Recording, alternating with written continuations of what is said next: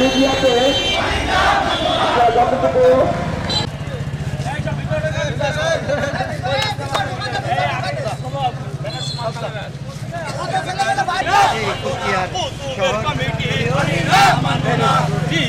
সৈনিক লড়াই করো, সৈনিক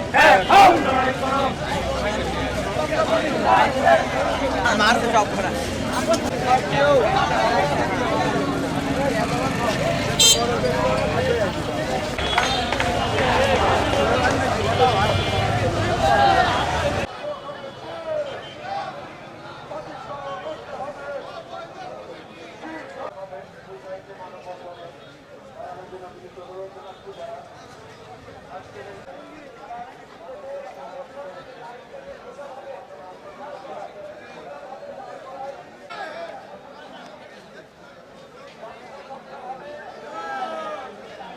আপনারা জানেন গত মাসে কুষ্টিয়া জেলা বিএনপির একটি কমিটিকে দেওয়া হয়েছে, যেটার আহ্বায়ক করা হয়েছে কুতুবুদ্দিন আহমেদ এবং সদস্য সচিব করা হয়েছে জাকির হোসেন সরকার। এটি একটি পকেট কমিটি। কুষ্টিয়া একটি বিএনপির ঘাঁটি, যে বিগত নির্বাচনে এই 4টি আসনেই বিএনপি জয়লাভ করেছে। কিন্তু বর্তমানে যে কমিটি দেওয়া হয়েছে, এই কমিটিতে বিএনপিকে ধ্বংস করার জন্য দেওয়া হয়েছে বলে কুষ্টিয়াবাসী এবং কুষ্টিয়ার থেকে নেতাকর্মীরা মনে করে। আমরা মনে করি অতিলম্বে এই কমিটি বাতিল করে নতুন একটি আহ্বায়ক কমিটি দেওয়া হোক, এবং যে কমিটিতে কুষ্টিয়ার দীর্ঘদিন জেল জুলুম খেটেছে, রাজপথে আন্দোলন সংগ্রাম করেছে যারা ত্যাগী নেতাকর্মী, তাদেরকে কমিটিতে অন্তর্ভুক্ত করা হোক। কুষ্টিয়ার আজকে দেখেন সারা কুষ্টিয়ার মানুষ আজকে রাস্তায় নেমেছে, ব্যবসায়ীরা নেমেছে, ত্যাগী নেতাকর্মীরা নেমেছে, পেশাজীবীরা নেমেছে এই কমিটির বিরুদ্ধে। অতএব এই কমিটি বাতিল করা হোক, নাহলে আমরা অতীতের মতো আরো আন্দোলন সংগ্রাম করে বৃহত্তর আন্দোলন গড়ে তুলব এবং এই কমিটি বাতিল করতে বাধ্য করা হবে। তাই মনে করি আমাদের বিএনপির ভারপ্রাপ্ত চেয়ারম্যান একজন সুদক্ষ নেতা এবং সেও সব খবর রাখেন, এবং আমি মনে করি তার কাছে আমার আহ্বান থাকবে যে এই কমিটি বাতিল করে একটি নতুন আহ্বায়ক কমিটি দেওয়া হোক। তো আমাদেরকে বঞ্চিত করা হয়েছে। দীর্ঘদিন আমরা রাজনীতির সাথে আছি, বিভিন্ন আন্দোলন সংগ্রামে ভূমিকা রাখছি, তারপরে ন্যূনতম আমাদেরকে একটা মেম্বার পর্যন্ত রাখা হয়নি এই কমিটি। কিন্তু আপনারা আমাদের সেন্ট্রালের কাছে আমাদের অনুরোধ, আমাদের ভারপ্রাপ্ত চেয়ারম্যানের কাছে আমাদের অনুরোধ, বর্তমান যে কমিটি দেওয়া হয়েছে 31 সদস্য, এই কমিটির তদন্ত করা হোক। দীর্ঘদিন আন্দোলন সংগ্রামে তাদের কি ভূমিকা ছিল, এবং এই কমিটির 2 জন নেতার ভিতরে একজন নেতা কত সালে রাজনীতিতে যোগ দিয়েছে, আর আমরা যারা বঞ্চিত হয়েছি তারা কত সাল থেকে এই রাজনীতির সাথে আছে, আমাদের ভূমিকাটা কি, আবার তারা আন্দোলন সংগ্রামে তাদের কি ভূমিকা ছিল, এইটুকু আমরা জানতে চাই। এবং এই দাবিটাই আপনাদের কাছে আমাদের করা। এবং তারা বিভিন্নভাবে আমরা যে শান্তিপূর্ণ কর্মসূচি ঘোষণা করছি, বিভিন্নভাবে হুমকি ধামকি দেওয়া হচ্ছে। আমরা কিন্তু শান্তিপূর্ণ প্রোগ্রাম করছি। আপনাদের মাধ্যমে আমরা জানাতে চাই যে হুমকি ধামকি কিংবা সোশ্যাল মিডিয়াতে এমনও আছে, সোশ্যাল মিডিয়াতে আপনারাও দেখছেন বিভিন্নভাবে মানে বিতর্কিত কথাবার্তা পোস্ট করা হচ্ছে দায়িত্বশীল জায়গা থেকে।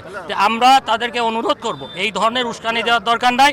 আসেন আলাপ আলোচনার মাধ্যমে একটা সমাধান আমরাও চাই, যে আমরা আলাপ আলোচনার মাধ্যমে আমাদের অনুরোধ আমাদের সেন্ট্রাল নেতাদের প্রতি, আমাদের ভারপ্রাপ্ত চেয়ারম্যানের প্রতি, যে একটা সুন্দর একটা সুষ্ঠু সমাধান যেন কুষ্টিয়া জেলা বিএনপির মধ্যে করে দেয়।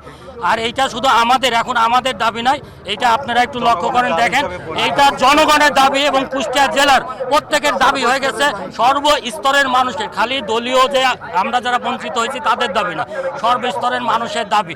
এইটা যত দিন তারা লেট করবে, ওয়েট করবে, আরও এটা বেগবান হবে এই আন্দোলন। তাই আমার অনুরোধ যে এইটা হাইকমান্ড এটা দৃষ্টি আকর্ষণ করছি তাদের প্রতি, যে একটা সমাধান করে দিক ইনশাল্লাহ।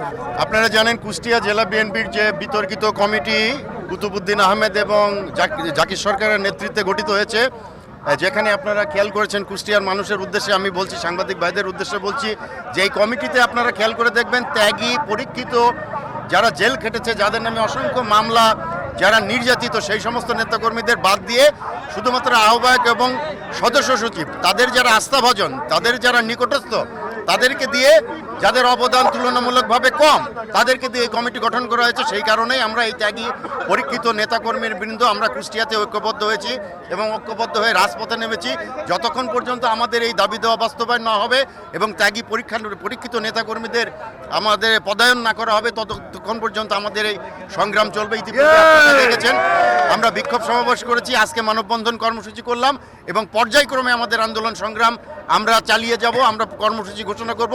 এবং এর পাশাপাশি আমরা বিএনপির ভারপ্রাপ্ত চেয়ারম্যান, যিনি আমাদের বিএনপি সারা বাংলাদেশের, যিনি বিএনপির প্রাণ, তার নেতৃত্বে সারা বাংলাদেশে আজকে বিএনপি সংগঠিত, যিনি আমাদের আশা ভরসার শেষ আশ্রয়স্থল, তার কাছে আমরা বিচার চাইছি, আমরা দাবি জানাচ্ছি তিনি যেন পরীক্ষা করে, তিনি যেন তদন্ত করে এই ব্যাপারটার তাড়াতাড়ি আমাদের নিষ্পত্তি করেন এবং তাহলে আমরা একটু ঐক্যবদ্ধ বিএনপি পাবো। এবং যারা দায়িত্বে রয়েছেন তাদের কাছেও অনুরোধ জানাবো, আপনারাই শুধু বিএনপি করেন না, আপনারা শুধু আন্দোলন সংগ্রাম করেন নাই, আমরাও কিন্তু করেছি, অনেক ত্যাগী নেতা কর্মীরাও এই আন্দোলন সংগ্রাম করেছে। সবাইকে সাথে নিয়ে কিভাবে রাজনীতি করা যায়, বিএনপিকে কুষ্টিয়ার মাটিতে কিভাবে তার হারানো গৌরব ফিরে পেতে পারে বিএনপি, সেই লক্ষ্যে আপনারাও এগিয়ে আসুন। ছাড় দেওয়ার মন মানসিকতা রাখুন, তা না হলে পারে কিন্তু এই দল কিন্তু মুখ থুবড়ে পড়বে, দল কিন্তু সামনের দিকে এগোতে পারবে না।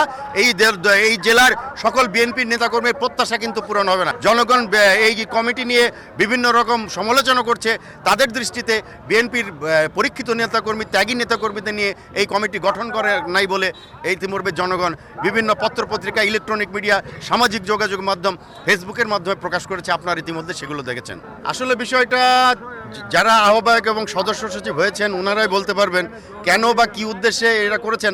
আমার কাছে যেটা ব্যক্তিগতভাবে মনে হয়, তাদের এই ক্ষমতাকে নিরঙ্কুশ করার জন্য, একক আধিপত্য বিস্তার করার জন্য কুষ্টিয়া জেলা বিএনপি তারা এই কর্মকাণ্ডটি করেছে।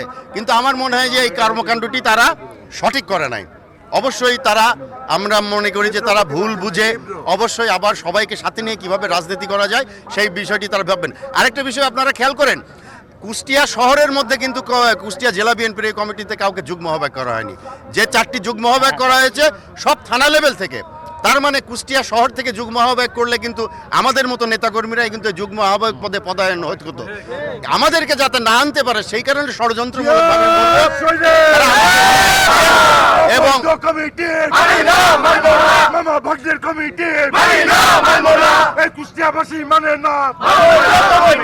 আমরা এখানে ত্যাগ স্বীকার করে আমাদের খোকসা থেকে শুরু করে দৌলতপুর পর্যন্ত প্রত্যেকটি থানা, প্রত্যেকটি ইউনিয়ন, প্রত্যেকটি ওয়ার্ড, পৌরসভা, কুষ্টিয়া সদর থানার এবং বিভিন্ন অঙ্গ সংগঠন সমূহের নেতৃবৃন্দ কিন্তু আমাদের সঙ্গে একাত্মতা ঘোষণা করেছে এবং তারাও চায় যে এই কমিটি বাতিল করে অনতিবিলম্বে ত্যাগী পরীক্ষিত নেতাকর্মীদের সমন্বয়ে নতুন একটি জেলা করা হবে।